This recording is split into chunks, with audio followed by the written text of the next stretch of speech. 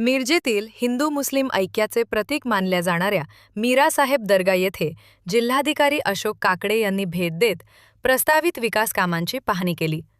दर्गा परिसरात करावयाच्या सुविधांबाबत सविस्तर माहिती घेत त्यांनी संबंधित अधिकाऱ्यांना आवश्यक सूचना केल्या। या भेटीदरम्यान निवासी जिल्हाधिकारी डॉ. स्नेहल कनीचे, सार्वजनिक बांधकाम विभागाचे अभियंता कीर्तिकुमार मिरजकर तसेच दर्गा खादिम जमातीचे प्रतिनिधी अजगर शरीक मसलत, राजू शरीक मसलत, मुस्तफा मुशरीफ, अल्ताफ मुशरीफ, सालार मुतवल्ली, अल्ताफ मुशरीफ यांच्यासह खादिम जमातीचे सदस्य उपस्थित होते। राज्य शासनाच्या अल्पसंख्याक विभागाच्या विकास योजनेअंतर्गत सन 2021 ते 22 मध्ये शासनाकडे सादर करण्यात आलेल्या प्रस्तावानुसार दर्गा परिसरासाठी निधी मंजूर करण्यात आला आहे। त्या अंतर्गत येथे मुसाफिरखाना उभारणी, विविध दुकानगाळे बांधकाम तसेच परिसराचे सुशोभीकरण करण्यात येणार आहे। जिल्हाधिकारी अशोक काकडे यांनी प्रस्तावित कामांची प्रत्यक्ष पाहणी करून ती वेळेत आणि दर्जेदार पूर्ण करण्याच्या सूचना दिल्या। तसेच त्यांनी दर्ग्यास गलेफ अर्पण करून दर्शन घेतले व परिसरातील ऐतिहासिक वास्तूंचीही पाहणी केली।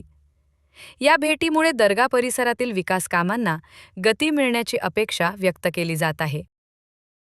मिरज शहराचा विकास करण्यासाठी विशेषतः मायनॉरिटी सेक्शन जो आहे समाजाचा त्यांचा विकास करण्यासाठी 2021-22 मध्ये राज्य शासनाकडे एक प्रस्ताव पाठवण्यात आला होता आणि त्याच्यामध्ये मिरजमधील ही इतिहास प्रसिद्ध अत्यंत पवित्र असलेल्या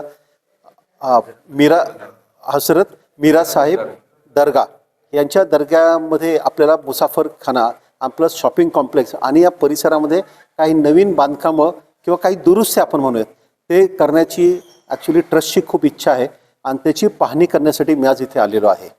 आणि या अनुषंगाने मी आपल्याला एवढंच सांगतो की ह्या गोष्टी आपण जेवढ्या लवकरात लवकर करू तेवढा मिरजमधलं हजरत साहेबांच्या दर्ग्याला येणाऱ्या लोकांची संख्या वाढेल आणि त्याचबरोबर संगीताची सेवा जी पिढ्यानपिढ्या इथे काही घराण्यांनी मीरासाहेबांना जी दिलेली आहे त्या सेवेमध्ये सुद्धा आपल्याला वाढ घेता येईल आणि ही सेवा ही आपल्याला अख्ख्या देशासाठी अधिक खुली करता येईल।